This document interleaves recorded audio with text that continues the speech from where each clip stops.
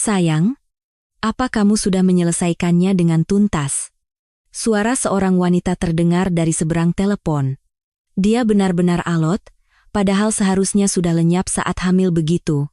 Di sudut koridor rumah sakit, seorang pria menempelkan ponsel ke telinganya sambil mengawasi sekeliling, berbisik.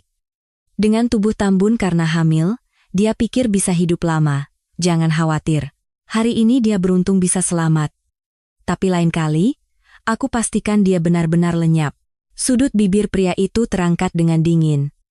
Kamu memang pria yang menakutkan, sayang. Tidak akan ada yang tahu. Semua orang menganggapku suami yang penuh perhatian. Dia memutus panggilan dan berbalik menuju ruang gawat darurat. Wajahnya kembali dipenuhi ekspresi cemas. Apa yang sebenarnya terjadi? Siapakah identitas pria yang tampak biasa ini? Dan siapa orang yang terbaring di ruang gawat darurat? Jika Anda penasaran dengan kebenaran di balik kisah yang mengejutkan ini, mari kita selami lebih dalam kisah tentang kebenaran luar biasa yang tersembunyi di balik orang-orang yang tampak biasa. Pagi itu, 3 hari yang lalu, Kartika, yang tengah hamil 8 bulan, sedang menyiapkan sarapan di dapur. Perutnya yang sudah sangat besar membuatnya sulit bergerak, tetapi ia tetap menyiapkan makanan dengan tulus untuk suaminya. Mas, sarapan sudah siap. Suaminya, Baskara, muncul dengan masih mengenakan piyama.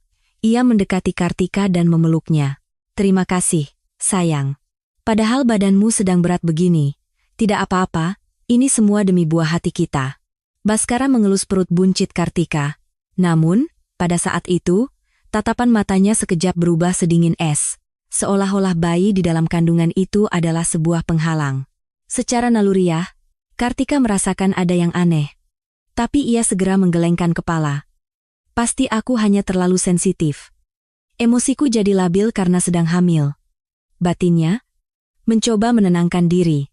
Hari ini jadwal ke rumah sakit, kan? Tanya Baskara. Suaranya terdengar lembut, tetapi seolah ada niat tersembunyi.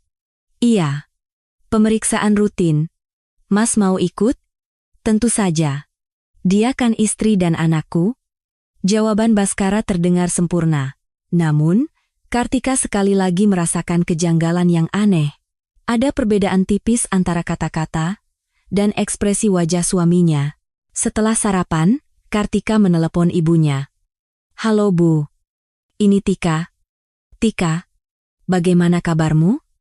Perutmu pasti sudah berat sekali. Ya. Baik. Bu. Hari ini Tika mau periksa ke rumah sakit. Suara ibunya terdengar khawatir. Hati-hati, ya. Akhir-akhir ini sering ada kecelakaan terpeleset di tangga, apalagi untuk ibu hamil. Iya, Bu. Ibu jangan khawatir. Suamimu menjagamu dengan baik, kan? Kartika ragu sejenak. Ada sesuatu yang ingin ia katakan, tetapi itu adalah kegelisahan yang tidak bisa ia jelaskan secara spesifik. Iya, kok, Bu? Dia menjagaku dengan sangat baik. Setelah panggilan berakhir, Baskara mendekat. Ibu mertua bilang apa? Hanya menyuruhku hati-hati. Itu benar. Ibu hamil memang harus sangat berhati-hati. Baskara tersenyum, tetapi Kartika tidak bisa memahami makna tersembunyi di balik senyum itu. Saat bersiap-siap ke rumah sakit, Baskara terus membantu Kartika. Ia membawakan tasnya, memasangkan sepatunya, bahkan memakaikan jaketnya. Dari luar, ia adalah suami yang sempurna. Namun, saat Kartika pergi ke toilet, Baskara mengeluarkan ponselnya dan mengirim pesan kepada seseorang. Hari ini eksekusinya. Semua siap. Setelah mengirim pesan itu, Baskara kembali memasang wajah suami yang biasa. Sayang, sudah siap? Iya, sudah. Ayo berangkat. Saat meninggalkan rumah, Kartika menoleh ke belakang, memandangi rumah mereka. Entah kenapa, ia punya firasat bahwa hari ini akan menjadi yang terakhir. Tapi ia segera menepis pikiran itu. Katanya kalau hamil memang suka berpikir yang aneh-aneh. Baskara memegang lengan Kartika dengan lembut. Pelan-pelan saja jalannya, demi anak kita. Suaranya tetap terdengar mesra. Namun, pada saat Kartika tidak melihat, sebuah perhitungan dingin melintas di mata Baskara. Dalam perjalanan ke rumah sakit, Kartika mengelus perutnya dan berbisik. Bintang, Mama akan menjagamu baik-baik. Tapi ia tidak tahu Bahaya yang sesungguhnya sedang mengawasinya tepat di sebelahnya. Kartika sama sekali tidak menyadari bahwa ia berada di pusat sebuah rencana yang mengerikan. Baginya, ini hanyalah hari biasa untuk pemeriksaan rutin. Setibanya di rumah sakit, Kartika dan Baskara turun dari mobil di area parkir dan berjalan menuju lobi gedung. Langkah Kartika melambat karena perutnya yang berat, tetapi Baskara tampak sabar menunggunya. Padahal, di dalam hatinya, sebuah rencana yang sama sekali berbeda telah tersusun. Pelan-pelan saja, tidak usah buru-buru, kata Baskara, dengan suara yang tetap lembut. Namun, pandangannya terus menyapu tangga di gedung rumah sakit itu, seolah seorang pemburu sedang memeriksa perangkapnya. Begitu masuk ke lobi rumah sakit, Baskara berkata, "Sepertinya liftnya sedang rusak." Benar saja, di depan lift terpasang papan pengumuman dalam perbaikan. Yang tidak Kartika ketahui adalah Baskara sudah menelepon pihak manajemen gedung sebelumnya untuk memastikan jam perbaikan lift tersebut. Semua adalah tindakan yang telah diperhitungkan. "Kita harus lewat tangga," kata Kartika dengan raut sedikit cemas. "Tidak apa-apa, kan? Perutku sudah sebesar ini, tenang saja, aku akan membantumu di sampingmu, kita naik pelan-pelan." Baskara memegang lengan Kartika dan mulai menaiki tangga. Dari luar, ia tampak seperti suami yang penuh perhatian pada istrinya. Namun sebenarnya, ia sedang mencari waktu yang paling tepat. 1 lantai, 2 lantai, napas Kartika mulai terengah-engah. "Boleh kita istirahat sebentar?" "Sedikit lagi." "Sudah hampir sampai," desak Baskara. Ia sudah hampir tiba di lokasi yang telah direncanakannya. Tepat di pertengahan tangga menuju lantai 3. Setelah memastikan tidak ada orang di sekitar, Baskara, seolah-olah tidak sengaja, mendorong punggung Kartika secara diam-diam namun kuat. Kartika kehilangan keseimbangan dan terguling ke bawah tangga. Guncangan itu terlalu berat untuk ditanggung oleh tubuh seorang ibu hamil. Ia mencoba melindungi perutnya, tetapi tidak bisa melawan gravitasi. "Sayang, kamu tidak apa-apa?" Baskara segera berteriak dengan suara kaget dan berlari menghampiri Kartika. Aktingnya sempurna. Ia terlihat seperti suami yang benar-benar mengkhawatirkan istrinya. "Sakit sekali," rintih Kartika, terbaring di dasar tangga sambil memegangi perutnya. Air matanya mengalir karena khawatir akan bayinya. Seluruh tubuhnya sakit, tetapi keselamatan bayinya adalah kekhawatiran utamanya. "Tolong! Tolong! Ada keadaan darurat," suara Baskara menggema di koridor rumah sakit. Para perawat bergegas datang. "Ibu hamil. Apa yang terjadi?" "Sepertinya dia terpeleset di tangga. Tadi saya sedang tidak memperhatikannya," kata Baskara dengan ekspresi menyalahkan diri sendiri. Aktingnya tidak bercela. Semua orang percaya pada kata-katanya tanpa curiga. Kartika dilarikan ke ruang gawat darurat. Tim medis bergerak cepat memulai pemeriksaan. Wajah Kartika meringis kesakitan. "Ibu, apa Anda masih sadar? Bagian mana yang paling sakit?" "Perut saya." "Apa bayi saya baik-baik saja?" Suara Kartika bergetar. Ia takut kehilangan bayinya. Dokter yang bertugas melakukan pemeriksaan USG dan berkata, "Syukurlah, bayi dan ibunya tidak mengalami masalah serius. Tapi kedepannya harus benar-benar hati-hati, di akhir masa kehamilan, benturan kecil pun bisa berbahaya." Baskara berpura-pura menghela napas lega. "Syukurlah, seharusnya saya lebih menjaganya. Ini bukan salah Bapak. Saat hamil, keseimbangan tubuh memang menurun. Jadi hal seperti ini sering terjadi." Mendengar ucapan dokter, Baskara tersenyum dalam hati. Semua orang berpikir sesuai dengan rencananya. Selagi Kartika beristirahat, Baskara keluar ke koridor dan mengeluarkan ponselnya. Setelah mengamati sekitar, ia menelepon seseorang. "Aku sudah mendorongnya dengan pasti." Dari seberang telepon terdengar suara Riana. "Ya, sudah kulakukan. Tapi sialnya, mereka berdua selamat." "Lalu kapan uang asuransinya cair? Katamu 30 miliar rupiah." "Tenang saja. Hari ini mereka selamat karena sial, tapi lain kali akan kuberikan dengan tuntas. Jangan bicara begitu di rumah sakit.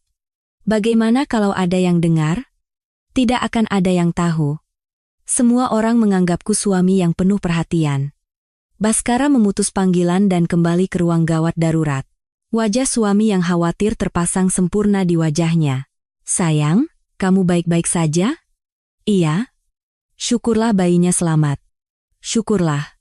Mulai sekarang aku akan lebih berhati-hati. Kartika mengangguk mendengar kata-kata suaminya, namun, di sudut hatinya, perasaan aneh itu masih tersisa. Apa itu benar-benar kecelakaan? Saat itu, Kartika mencoba mengingat kembali kejadian sesaat sebelum ia jatuh. Ia merasa seperti ada tekanan di punggungnya, tapi ia tidak bisa yakin. Apa aku terlalu sensitif? Kartika meragukan pikirannya sendiri. Ia berpikir tidak ada alasan bagi suaminya untuk mencoba mencelakainya. Dalam perjalanan pulang dari rumah sakit, Baskara berkata, "Jangan ceritakan kejadian hari ini pada siapapun ya. Aku tidak mau ibu mertua khawatir." "Iya, Mas. Tidak perlu membuat ibu kaget." Baskara merasa lega dalam hati. Ia tidak menyangka Kartika begitu naif. Di dalam mobil, Kartika mengelus perutnya dan berbisik, "Bintang, syukurlah kamu selamat. Mama akan melindungimu." Namun, bahaya yang sesungguhnya baru saja akan dimulai. Baskara sudah merencanakan langkah berikutnya di kepalanya. Kegagalan hari ini hanyalah sebuah latihan. Beberapa hari berlalu setelah mereka kembali ke rumah. Kartika masih memikirkan insiden jatuh di tangga. Luka di tubuhnya sudah membaik, tetapi kecurigaan di hatinya semakin membesar. Baskara bersikap lebih manis dari biasanya. Setiap pagi ia membuatkan teh hangat, bahkan memijat kaki Kartika, melanjutkan aktingnya sebagai suami yang sempurna. "Bagaimana badanmu? Sudah lebih baik?" "Sudah mendingan, Mas. Jangan khawatir, tetap harus hati-hati." "Demi anak kita," Baskara mengelus perut Kartika.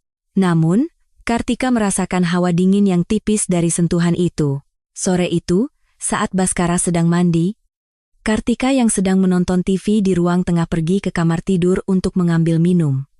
Tiba-tiba, ia mendengar suara getaran ponsel di atas meja nakas. Itu bukan ponsel yang biasa digunakan Baskara. Kartika tertegun sejenak. Ia baru tahu suaminya punya 2 ponsel. Kenapa ponselnya ada 2? Rasa penasaran muncul, tetapi ia ragu karena merasa seperti mengintip privasi suaminya. Namun, suara getaran yang terus berbunyi akhirnya membuat tangannya bergerak. Di layar, tertera nama Riana. Nama wanita yang sama sekali tidak dikenal Kartika. "Siapa Riana?" Kartika tidak menjawab panggilan itu, tetapi ia melihat notifikasi pesan terus masuk. Dengan tangan gemetar, dorongan untuk memeriksa pesan itu muncul. Setelah memastikan suara air dari kamar mandi masih terdengar, Kartika dengan hati-hati mengambil ponsel itu. Syukurlah, tidak ada kunci layar. Saat ia membuka pesan, darah seolah surut dari wajah Kartika. "Bagaimana? Sudah beres?" "Gagal. Mereka berdua selamat. Lalu kapan aku dapat uang asuransinya?" "Katamu 30 miliar rupiah. Harus cari kesempatan lain." Dengan cara yang lebih pasti, Kartika terus membaca pesan-pesan itu dengan ekspresi tidak percaya. "Aku tidak tahu membunuh ibu hamil sesulit ini. Jangan terburu-buru. Semuanya harus terlihat seperti kecelakaan yang sempurna. Tapi cepatlah. Aku sudah muak menunggu." Tangannya gemetar hebat hingga nyaris menjatuhkan ponsel. Kartika memegang ponsel itu dengan kedua tangan dan memeriksa lebih banyak pesan dari beberapa hari sebelumnya. "Besok eksekusinya di rumah sakit. Benar mau didorong dari tangga?" "Ya. Dia kan hamil, jadi didorong sedikit saja pasti akan cedera parah. Kalau dia tidak mati? Kalau begitu, kita cari cara lain. Aku tidak bisa melepaskan asuransi 50 miliar rupiah itu." Kartika merasakan seluruh tubuhnya mendingin. Ia yakin bahwa kecelakaan di tangga itu benar-benar percobaan pembunuhan yang direncanakan oleh suaminya. Yang lebih mengerikan adalah pesan-pesan yang terus masuk. Kali ini bagaimana rencananya? Harus kupikirkan cara yang lebih pasti. Kematian ibu hamil karena kecelakaan mudah dicurigai. Lalu harus menunggu sampai kapan? Aku juga sudah tidak sabar. Setelah melahirkan akan lebih sulit. Sekarang adalah kesempatannya. Kartika memeluk perutnya dan bergumam pelan. "Bintang, Mama harus melindungimu." Saat itu, suara air di kamar mandi berhenti. Baskara sepertinya akan segera keluar. Kartika buru-buru meletakkan ponsel itu kembali ke tempatnya dan pergi ke ruang tengah. Jantungnya berdebar kencang. Baskara keluar sambil mengeringkan rambutnya dengan handuk. "Lagi apa, sayang?" "Tidak ada. Hanya nonton TV, jawab Kartika, berusaha menjaga ketenangan. Namun, suaranya sedikit bergetar. Kamu baik-baik saja? Wajahmu pucat. Badanku sedikit tidak enak.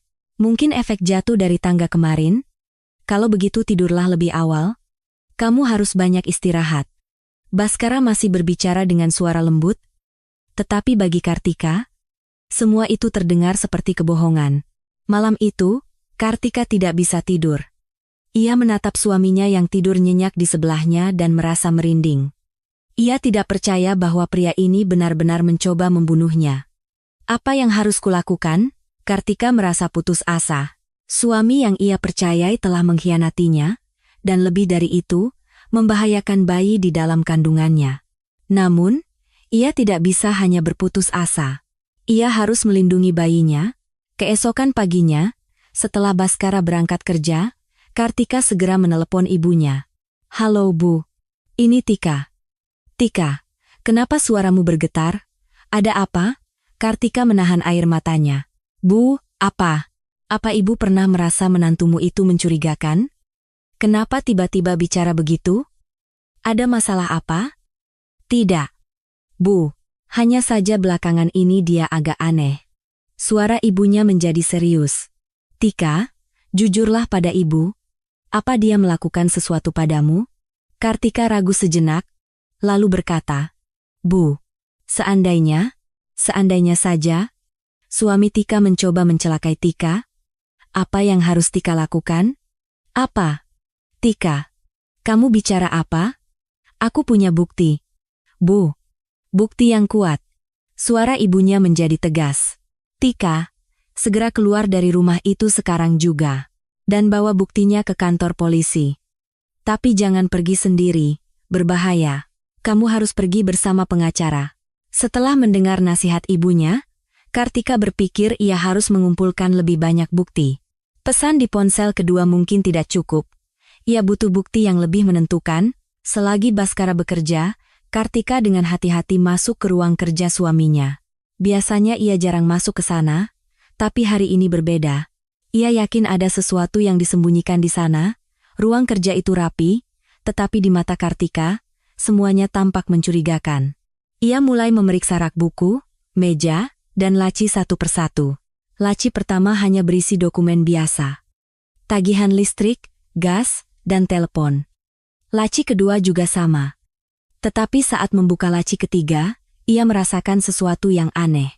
Laci itu terasa lebih dangkal dari yang lain, seolah ada ruang tersembunyi di belakangnya. Kartika menarik laci itu sepenuhnya. Benar saja, ada kompartemen rahasia di belakangnya. Di dalamnya, tersembunyi beberapa amplop dokumen. Saat membuka amplop pertama, tangan Kartika gemetar. Itu adalah polis asuransi jiwa. Tertanggungnya adalah namanya sendiri, dan penerima manfaatnya adalah Baskara. Saat memeriksa jumlah pertanggungan, Kartika merasa sesak napas. 30 miliar rupiah. Ia sama sekali tidak ingat kapan ia mendaftar asuransi sebesar ini. Tanggal kontraknya hanya sebulan yang lalu, tepat sebelum kecelakaan di tangga. Yang lebih mengejutkan adalah tanda tangannya yang tertera dengan jelas. Namun, Kartika tidak ingat pernah menandatangani polis seperti itu. Setelah diamati lebih dekat, tanda tangan itu sedikit berbeda dari yang biasa ia gunakan. Mirip, tetapi ada perbedaan tipis. Sepertinya Baskara telah berlatih untuk memalsukannya. Amplop kedua berisi sesuatu yang lebih mengerikan. Ada polis dari beberapa perusahaan asuransi lainnya. Semuanya menjadikan Kartika sebagai tertanggung dan Baskara sebagai penerima manfaat. Jika ditotal, jumlah pertanggungannya mencapai lebih dari 50 miliar rupiah. Jadi dia benar-benar ingin membunuhku untuk mendapatkan uang asuransi. Semuanya menjadi jelas. Sikap manis Baskara, kecelakaan di tangga, pesan di ponsel kedua semuanya, adalah bagian dari satu rencana besar. Amplop ketiga berisi dokumen yang berhubungan dengan Riana, kontrak sewa apartemen, salinan buku tabungan, dan yang paling mengejutkan, sebuah rencana pernikahan. Saat membaca dokumen rencana pernikahan itu, Kartika tahu bahwa Baskara dan Riana berencana menikah setelah ia meninggal. Bahkan jadwal bulan madu pun sudah ditentukan. Seluruh tubuh Kartika gemetar, rasa dikhianati, marah, dan takut datang bersamaan. Jadi begini mereka mempermainkanku. Tapi tidak ada waktu untuk bersedih. Baskara bisa pulang kapan saja. Kartika buru-buru memotret semua dokumen dengan ponselnya. Polis asuransi, rencana pernikahan dengan Riana, bahkan salinan buku tabungan semuanya ia foto. Ini akan menjadi bukti yang menentukan. Amplop terakhir berisi sesuatu yang lebih mengejutkan lagi. Foto-foto Baskara dan Riana. Foto-foto mesra mereka berdua. Bahkan foto di hotel. Melihat foto-foto itu, Kartika tahu sejak kapan Baskara telah menipunya. Tanggal di foto menunjukkan bahwa Baskara sudah berhubungan dengan Riana jauh sebelum ia hamil. Kehamilanku pasti hanya menjadi gangguan baginya. Setelah memotret semua bukti, Kartika mengembalikan dokumen-dokumen itu persis ke tempatnya semula. Ia berhati-hati agar Baskara tidak curiga. Setelah keluar dari ruang kerja, Kartika duduk di sofa ruang tengah, termenung. Sekarang apa yang harus kulakukan? Sesuai kata ibunya, ia harus menemui pengacara. Tetapi ia tidak yakin pengacara mana yang bisa dipercaya.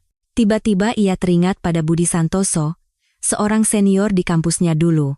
Ia orang yang bisa dipercaya dan kabarnya ahli dalam kasus pidana. Kartika dengan hati-hati menelepon kantor pengacara Budi. "Halo, Pak Budi, saya Kartika, junior Bapak di kampus dulu." "Oh, Kartika, lama tidak bertemu. Ada apa menelepon?" Suara Kartika bergetar, tetapi ia berusaha setenang mungkin. "Pak, saya ada urusan mendesak. Apa Bapak ada waktu hari ini untuk konsultasi? Ada apa sampai begitu mendesak?" Sulit dijelaskan lewat telepon. "Ini menyangkut nyawa saya." Suara Budi menjadi serius. "Seserius itu? Kalau begitu, datanglah ke kantor sore ini. Jadwal lain akan saya atur." "Terima kasih, Pak. Tapi, apa percakapan ini bisa dirahasiakan?" "Tentu saja. Itu adalah kewajiban kerahasiaan antara pengacara dan klien." "Jangan khawatir." Setelah menelepon, Kartika menghubungi ibunya.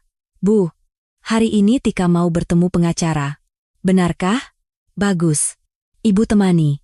"Ya?" Kartika ragu. Ibu akan membuatnya lebih kuat, tapi ia khawatir Baskara akan curiga. "Tidak usah, Bu. Biar Tika pergi sendiri dulu. Nanti kalau perlu, Tika hubungi ibu." "Baiklah. Tapi Tika, kamu harus benar-benar hati-hati. Kalau dia curiga, bisa lebih berbahaya." "Iya, Bu." Tika mengerti. Kartika berencana pergi ke kantor pengacara sore itu. Ia akan bilang pada Baskara bahwa ia pergi untuk pemeriksaan kandungan rutin. Pertarungan yang sesungguhnya sepertinya akan dimulai. Tapi Kartika bukan lagi korban yang tak berdaya. Ia punya bukti kuat dan akan mendapat bantuan dari seorang ahli. Pertemuan dengan pengacara Budi Santoso memberinya harapan baru. Pengacara itu menatap bukti-bukti yang dibawa Kartika dengan wajah serius. "Tika, ini bukan sekadar perselingkuhan. Ini adalah percobaan pembunuhan berencana dan penipuan asuransi. Kamu berada dalam situasi yang sangat berbahaya." "Lalu apa yang harus saya lakukan, Pak?"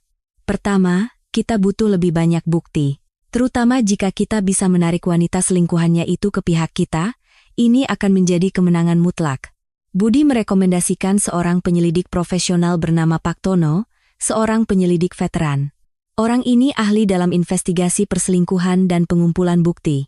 Dia bisa dipercaya. Beberapa hari kemudian, Kartika bertemu dengan penyelidik Tono. Penyelidik itu membawa hasil investigasinya tentang Riana. Riana tinggal di sebuah apartemen di kawasan Kuningan, Jakarta Selatan. Dia tidak bekerja dan hidup dari uang yang diberikan oleh Baskara. Jadi dia sepenuhnya bergantung pada Baskara? Betul. Tapi belakangan ini sepertinya ada pertengkaran di antara mereka karena masalah uang. Pak Tono menunjukkan beberapa foto. Foto Baskara dan Riana sedang bertengkar hebat di sebuah kafe. Foto ini diambil 3 hari lalu. Kami juga berhasil menangkap momen Riana keluar sambil menangis.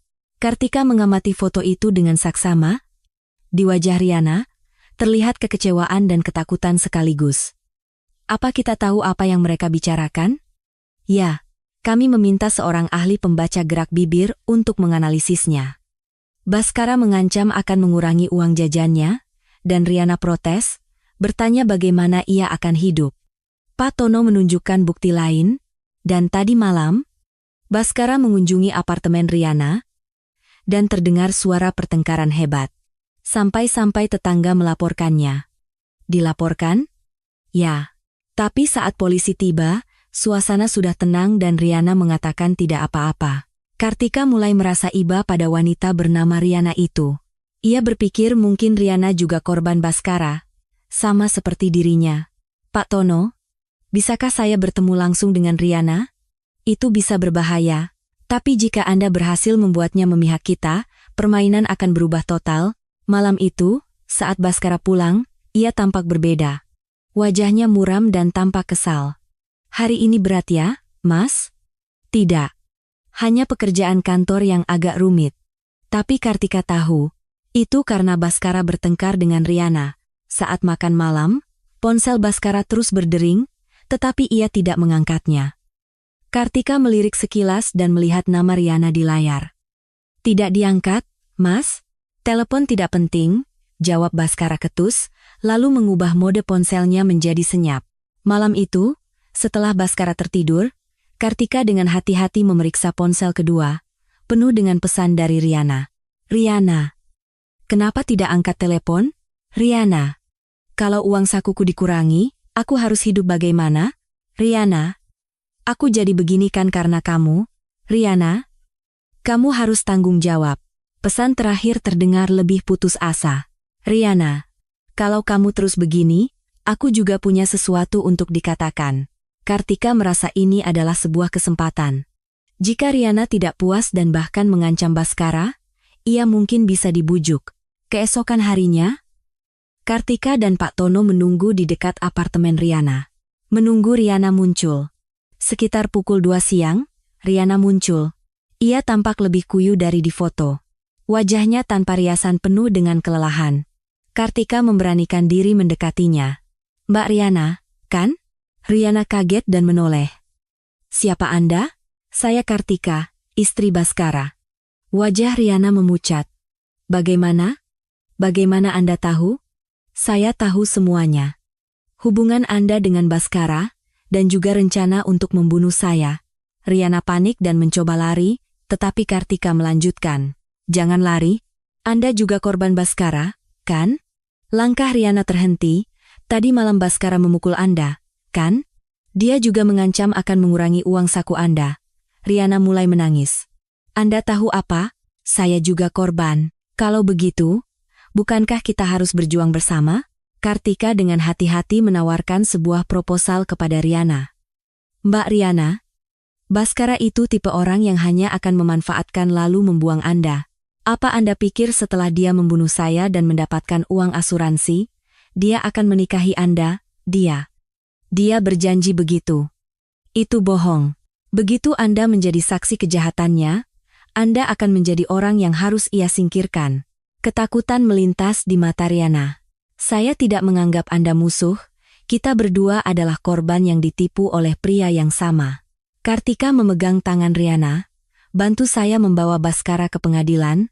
Dengan begitu, Anda juga bisa keluar dari neraka ini. Riana ragu sejenak, lalu mengangguk. Baiklah, tapi saya juga takut. Tenang saja, saya akan melindungi Anda.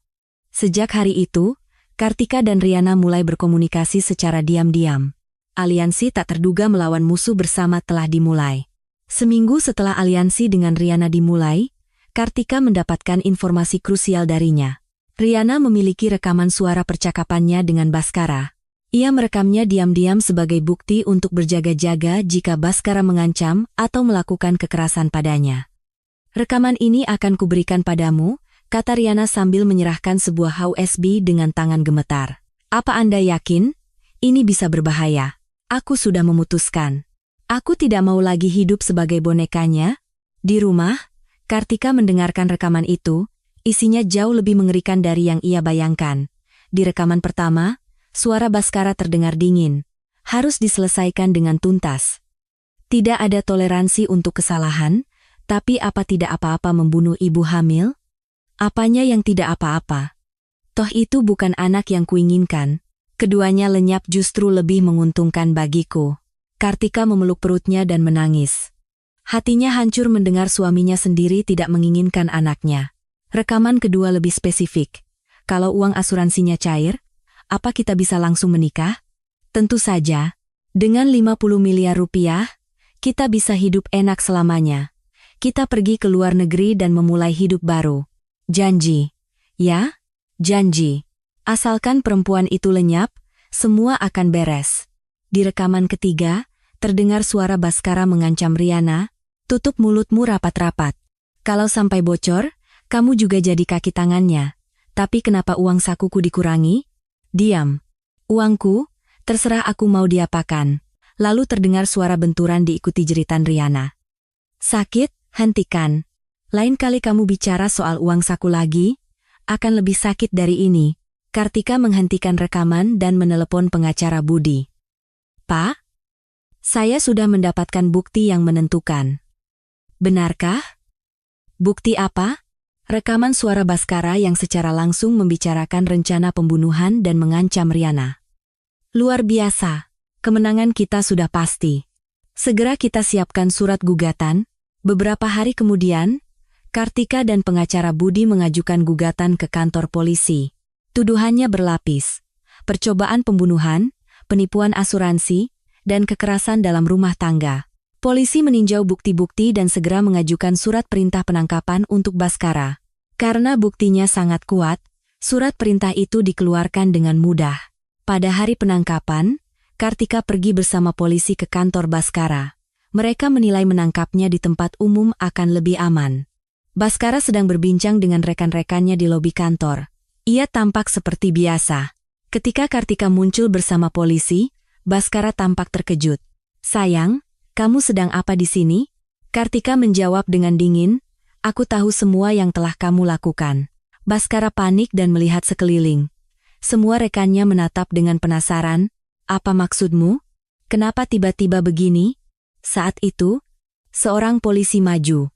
Baskara, Anda ditangkap atas tuduhan percobaan pembunuhan dan penipuan asuransi.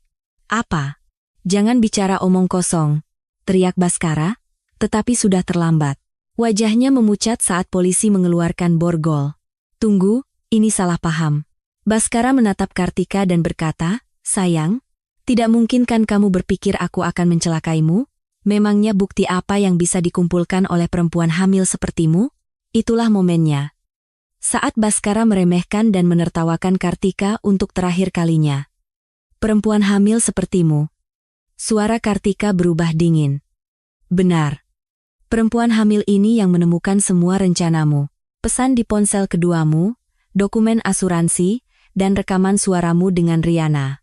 Wajah Baskara seketika hancur. Riana? Perempuan itu mengkhianatiku.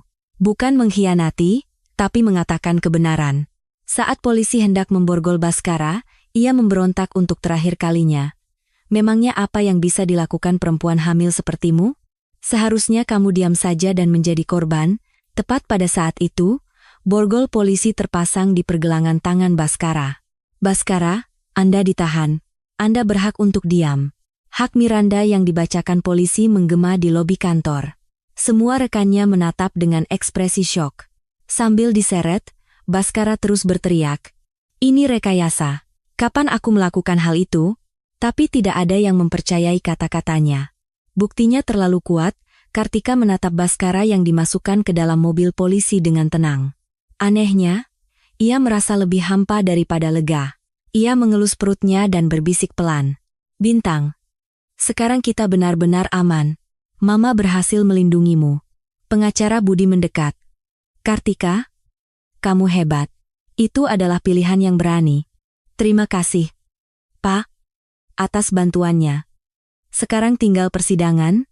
Dengan bukti sekuat ini, kemenangan sudah pasti. Kartika mengangguk. Tapi di sudut hatinya, masih ada rasa cemas. Apa ini benar-benar sudah berakhir?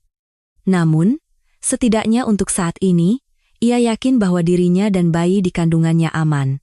Berita penangkapan Baskara segera dimuat di berita. Dengan judul, Suami ditangkap atas percobaan pembunuhan istri yang hamil. Dalam perjalanan pulang, Kartika menelepon ibunya. Bu, Baskara sudah ditangkap. Syukurlah. Anak ibu memang hebat. Ini semua berkat ibu. Kalau ibu tidak memberiku keberanian, aku mungkin tidak akan bisa. Sekarang adalah awal yang baru. Kartika menjawab sambil menangis. Iya, Bu. Ini benar-benar awal yang baru. 2 bulan kemudian, persidangan akhirnya dimulai. Kartika sudah memasuki akhir masa kehamilannya, tetapi ia bertekad untuk hadir di pengadilan sampai akhir. Memasuki ruang sidang, Kartika menatap Baskara yang duduk di kursi terdakwa. Beberapa bulan yang lalu, pria itu adalah suami yang ia cintai, tetapi sekarang ia terlihat seperti orang yang sama sekali berbeda. Baskara menatap Kartika dengan ekspresi seolah-olah ia tidak bersalah. Tapi Kartika tidak lagi goyah. Saat sidang dibuka, jaksa mulai membacakan dakwaan. Terdakwa Baskara telah mencoba membunuh istrinya, Kartika, yang sedang hamil, untuk mencairkan uang asuransi sebesar 50 miliar rupiah. Selain itu, ia bersekongkol dengan selingkuhannya, Riana, untuk merencanakan kejahatan ini. Pengacara Baskara membantah. Yang mulia, ini semua hanya spekulasi. Tidak ada kerugian nyata yang terjadi, dan ini hanya konflik rumah tangga yang dibesar-besarkan. Namun, jaksa mulai menyajikan bukti satu persatu. Bukti pertama adalah pesan dari ponsel kedua. Di layar besar, percakapan antara Baskara dan Riana ditampilkan dengan jelas. Sudah didorong dengan pasti? Kapan uang asuransinya cair? Katamu 30 miliar rupiah. Ruang sidang menjadi riuh. Orang-orang di kursi penonton berbisik dengan ekspresi terkejut. Baskara panik dan berbisik sesuatu pada pengacaranya, tetapi sudah terlambat. Bukti kedua adalah dokumen asuransi. Asuransi bernilai besar yang didaftarkan atas nama Kartika dan tanda tangan yang dipalsukan ditampilkan satu persatu. Terdakwa telah mendaftarkan asuransi senilai total 50 miliar rupiah tanpa sepengetahuan korban. Tanggal kontraknya semua sebelum percobaan kejahatan. Bukti ketiga adalah pukulan telak. Rekaman suara Baskara yang direkam oleh Riana diputar di ruang sidang. Toh itu bukan anak yang kuinginkan. Keduanya lenyap justru lebih menguntungkan bagiku. Mendengar suara itu, Kartika memeluk perutnya. Bayi di dalam kandungannya bergerak seolah mendengar suara ayahnya. Terdengar desahan dari kursi penonton. Ibunya menatap Kartika sambil menangis. Wajah Baskara semakin pucat. Bukti-bukti yang tak terbantahkan terus disajikan. Keempat, Riana hadir sebagai saksi. Dengan suara gemetar, ia mulai bersaksi. Awalnya, Baskara bilang hanya ingin bercerai. Tapi belakangan saya tahu ada rencana untuk membunuh Mbak Kartika. Rencana spesifik seperti apa? Dia berencana mendorongnya dari tangga agar terlihat seperti kecelakaan. Katanya karena sedang hamil, didorong sedikit saja akan cedera parah. Apakah terdakwa yang mengatakan itu secara langsung? Ya. Saya mendengarnya beberapa kali, dan dia mengancam saya dengan uang untuk tutup mulut. Riana terus bersaksi sambil terisak. Belakangan, dia bahkan melakukan kekerasan pada saya. Mengancam akan mengurangi uang saku saya. Karena itu Anda merekamnya? Ya. Saya takut. Saya merasa suatu saat saya juga akan dibunuh untuk membungkam saya. Baskara menatap Riana dengan tajam, menggertakkan giginya, tetapi tidak bisa berbuat apa-apa. Kelima, Kartika duduk di kursi saksi. Meskipun dalam kondisi hamil tua, suaranya tegas. Saya percaya pada suami saya. Bahkan ketika saya jatuh dari tangga, saya pikir itu kecelakaan. Kapan Anda mulai curiga? Sejak saya menemukan ponsel kedua, setelah membaca pesan di dalamnya, saya menyadari semuanya. Bagaimana perasaan Anda saat itu? Kartika berhenti sejenak dan mengelus perutnya. Lebih dari rasa dikhianati, yang saya rasakan adalah ketakutan. Pikiran bahwa anak saya juga dalam bahaya membuat saya kalut. Karena itu Anda mulai mengumpulkan bukti? Ya, untuk melindungi anak saya. Saya tidak bisa lagi hanya diam dan menjadi korban. Setelah kesaksian Kartika berakhir, ruang sidang menjadi hening. Semua orang terharu oleh keberanian seorang ibu hamil. Terakhir, penyelidik Tono bersaksi. Semua bukti saling cocok. Pelacakan lokasi ponsel, analisis CCTV, riwayat transaksi keuangan semuanya mendukung kejahatan terdakwa. Jaksa memulai tuntutan akhirnya. Yang mulia, ini bukan sekadar percobaan pembunuhan. Ini adalah kejahatan keji yang menargetkan seorang ibu hamil dan janinnya sekaligus. Terlebih lagi, ini adalah kejahatan terencana yang didasari oleh motif asuransi. Terdakwa berpura-pura mencintai istrinya, sementara di belakangnya ia merencanakan kematian. Pengkhianatan macam apa yang lebih kejam dari ini? Ia juga melakukan kekerasan pada selingkuhannya untuk membungkamnya. Terdakwa yang tidak menunjukkan tanda-tanda penyesalan ini pantas mendapatkan hukuman yang seberat-beratnya. Pengacara Baskara terus memberikan pembelaan yang dipaksakan sampai akhir. Tidak ada kerugian nyata yang terjadi, ini hanyalah sebuah rencana, namun raut wajah majelis hakim sudah mengeras. Hakim mulai membacakan putusan. Perbuatan terdakwa Baskara adalah kejahatan yang terencana dan keji. Membahayakan nyawa seorang ibu hamil dan janinnya adalah kejahatan berat yang tidak dapat dimaafkan. Selain itu, kejahatan yang direncanakan dengan cermat untuk penipuan asuransi ini memiliki dampak buruk yang besar bagi masyarakat. Oleh karena itu, majelis hakim menjatuhkan hukuman penjara 25 tahun kepada terdakwa. Tok! Palu hakim diketuk. Baskara terduduk dengan ekspresi tidak percaya. Hukuman 25 tahun yang panjang membuatnya benar-benar kehilangan akal.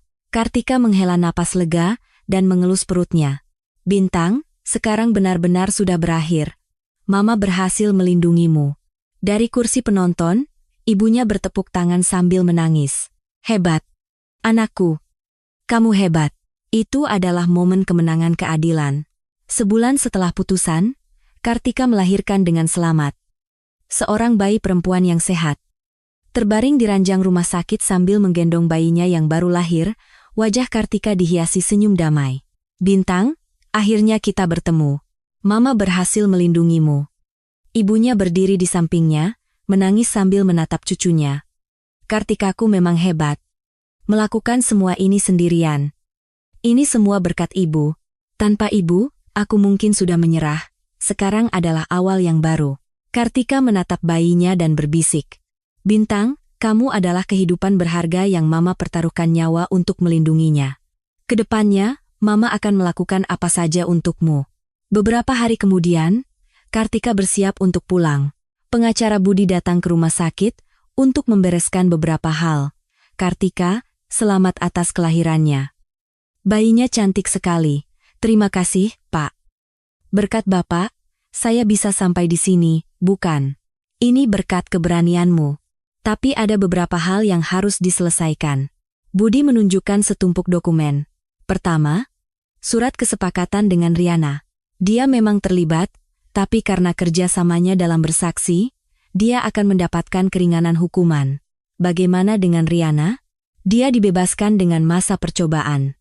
Tapi dia harus melakukan pelayanan sosial untuk sementara waktu, dan dia setuju untuk membayar ganti rugi padamu. Kartika mengangguk, dan perusahaan asuransi telah membatalkan semua polis dan setuju membayar ganti rugi. Mereka juga meminta maaf atas tanda tangan yang dipalsukan Baskara. Syukurlah. Terakhir, banyak permintaan wawancara dari media. Bagaimana keputusanmu? Kartika berpikir sejenak. Mungkin sekali saja, saya ingin memberikan harapan bagi wanita yang mengalami situasi yang sama. Beberapa hari kemudian, Kartika kembali ke rumah. Rumah yang pernah ia tinggali bersama Baskara, kini terasa seperti ruang yang sama sekali berbeda. Kartika membereskan semua barang-barang Baskara, pakaian, buku, bahkan foto semuanya ia buang, untuk benar-benar melepaskan masa lalu. Laci rahasia di ruang kerja juga ia bersihkan total. Di tempat itu, ia menatap perlengkapan bayi. Bintang, sekarang rumah ini adalah ruang milik kita berdua. Malam itu, Kartika melakukan wawancara dengan seorang wartawan. Sosok Kartika yang menggendong bayinya tampak kuat namun hangat. Bagaimana perasaan Anda setelah melalui semua ini? Awalnya, saya merasa dikhianati dan takut. Tapi pikiran bahwa saya harus melindungi anak saya memberiku keberanian. Momen apa yang paling sulit? Saat pertama kali melihat ponsel kedua suami saya. Saat itu, dunia saya terasa runtuh. Saya sadar telah ditipu habis-habisan oleh orang yang saya percaya. Bagaimana Anda bisa mendapatkan keberanian? Kartika menatap bayinya dan tersenyum. Karena anak ini, jika saya menyerah, anak ini juga akan dalam bahaya. Naluri seorang ibu membuat saya kuat. Apa ada pesan yang ingin Anda sampaikan pada wanita yang mengalami situasi serupa? Jangan pernah merasa sendirian. Jangan malu untuk meminta bantuan.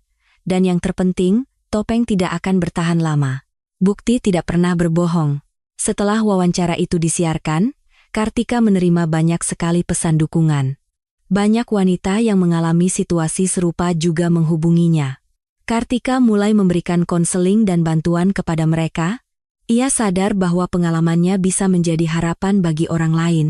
Beberapa bulan kemudian, Kartika bertemu dengan Riana. Riana sudah banyak berubah. Mbak Kartika, saya benar-benar minta maaf. Sudahlah, kita berdua adalah korban.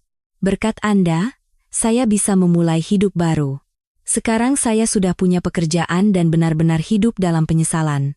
Syukurlah, kita semua telah memulai awal yang baru. Keduanya saling memahami dan berjabat tangan. Setahun kemudian, Kartika mulai bekerja sebagai konselor di sebuah organisasi yang membantu korban kekerasan dalam rumah tangga. Berdasarkan pengalamannya, ia memberikan bantuan nyata kepada orang lain. Orang-orang yang datang untuk konseling bilang mereka mendapatkan harapan saat melihat saya.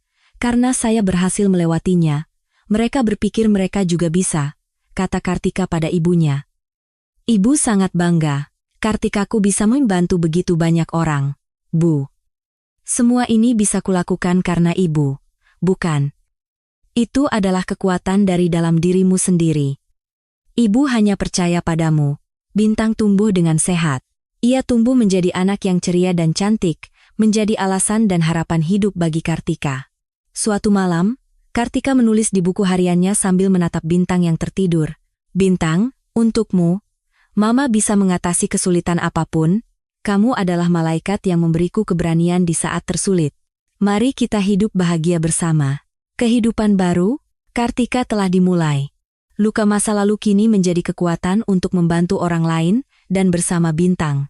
Ia yakin bisa mengatasi kesulitan apapun, kemenangan sejati dari naluri seorang ibu. 3 tahun kemudian, di musim semi, Kartika sedang berjalan-jalan di taman bersama anaknya.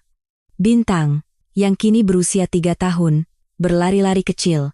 Mama, kupu-kupu, teriak Bintang, sambil tertawa mengejar kupu-kupu putih. Melihatnya, Kartika tersenyum. Begitu banyak hal yang telah terjadi, mengingat 3 tahun terakhir, masa-masa mimpi buruk itu terasa seperti kisah orang lain. Sekarang, ia bisa menganggap pengalaman itu sebagai sesuatu yang membuatnya lebih kuat. Duduk di bangku, ia memeriksa ponselnya dan melihat pesan dari pengacara Budi. Kartika, permohonan pembebasan bersyarat Baskara ditolak lagi. Kemungkinan besar akan terus ditolak, jadi jangan khawatir. Kartika menghela napas lega. Terkadang ia masih cemas jika Baskara akan keluar, tetapi hukum dengan tegas melindunginya. Bintang berlari dan duduk di pangkuan Kartika. Mama, lapar. Oh ya? Kalau begitu, kita pulang dan Mama buatkan makanan enak ya? Asyik. Dalam perjalanan pulang, Kartika melewati pusat konseling yang ia kelola. Papan nama Rumah Harapan bersinar hangat. Di sini, Kartika membantu wanita yang mengalami kekerasan dalam rumah tangga dan ancaman nyawa. Melalui pengalamannya, ia memberikan keberanian kepada banyak wanita dan juga menyediakan bantuan hukum yang nyata. Mama kerja apa di situ? Tanya Bintang sambil menunjuk pusat konseling. Itu tempat Mama membantu orang-orang yang sedang kesulitan. Mama hebat. Pujian polos Bintang membuat Kartika tersenyum. Setibanya di rumah, saat menyiapkan makan malam, telepon dari ibunya berdering. Tika, kamu lihat berita hari ini? Ada kasus yang mirip dengan ceritamu. Oh ya? Kasus apa?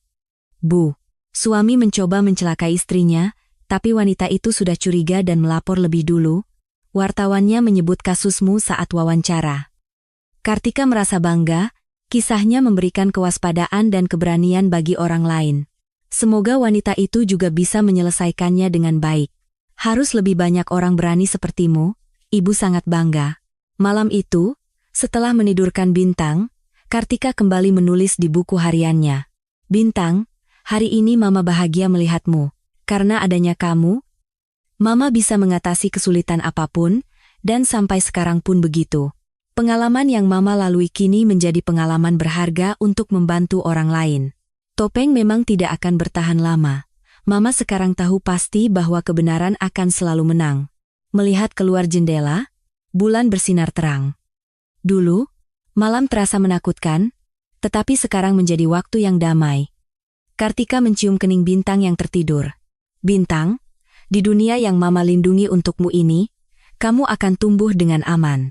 Dan Mama harap kamu akan menjadi orang yang kuat seperti Mama. Bintang tersenyum dalam tidurnya. Kehidupan baru Kartika terus berlanjut. Luka masa lalu kini menjadi kekuatan untuk menyembuhkan orang lain. Dan yang terpenting, ada hadiah berharga bernama Bintang. Apapun kesulitan yang datang, apapun ancaman yang menghadang, Kartika tidak lagi takut. Ia memiliki senjata terkuat, kebenaran, keberanian, dan cinta seorang ibu. Semua topeng pada akhirnya akan terlepas, dan kebenaran pasti akan bersinar. Kartika telah membuktikannya dengan hidupnya sendiri. Dan kebenaran itu kini menjadi cahaya harapan bagi banyak orang.